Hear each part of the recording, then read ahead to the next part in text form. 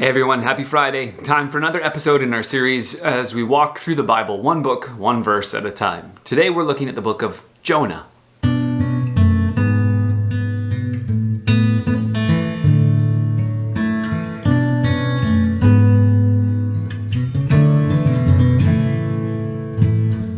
Now, Jonah is one of those books that I love because I see myself in Jonah so often.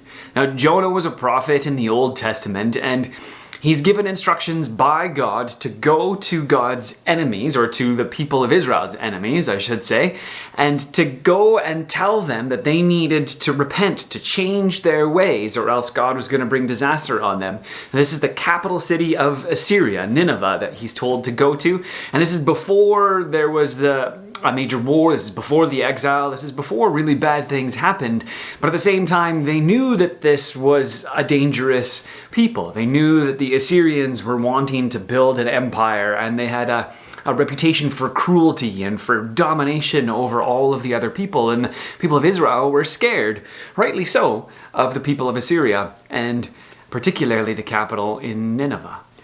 And it seems as though God has noticed this and wants these people to change the way that they're living. He wants them to change what they're doing. He knows that this is not right. This isn't good for them, for the people that are around them, and he wants them to change it. So he sends Jonah to do it. But Jonah doesn't want to go. In fact, Jonah goes exactly the other way. Goes down to the sea, to the Mediterranean, gets on a boat bound for the other direction.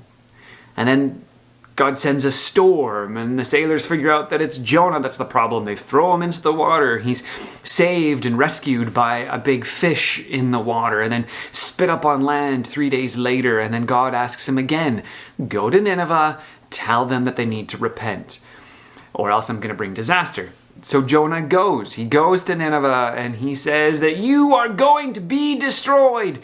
And miraculously, it seems, the whole city recognizes that what they have been doing is wrong. They repent. They say they're sorry. They give visual and ritualistic expression of this, and they repent. And so God changes his mind, or he forgives them, and he decides not to bring disaster. But this does not sit well with Jonah. And the reason this doesn't sit well with Jonah is because he did not want them to be forgiven. He wanted them to be destroyed.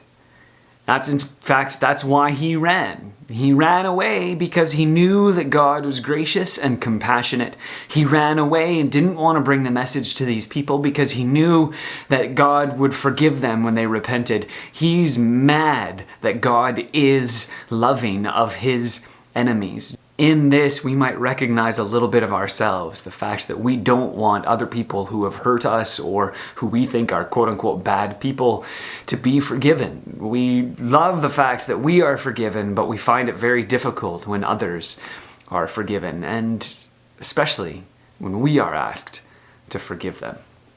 Which brings us to the very end of the book of Jonah and to our key verse for this.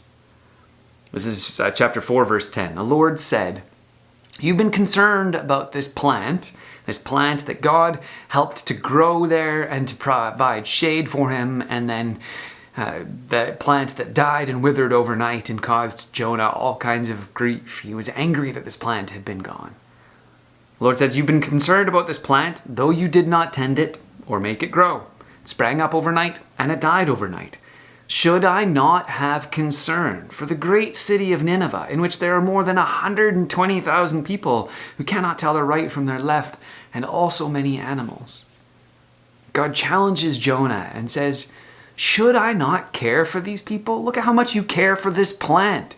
I should care for these people. And then the question that's left hanging at the end of the book is, shouldn't you? And so then that's the question that's left with us at the end of the book too. Shouldn't God care about everyone in the world? Shouldn't he long for them all to come into relationship with him? Well, that's kind of a rhetorical question. Yes, of course he should, and yes, of course he does. And we as his people are called to go to them and to give them that message. And so the question lies with each of us. Shouldn't we care about all God's people? And shouldn't we long to share the good news of God's forgiveness and the reconciliation back to him?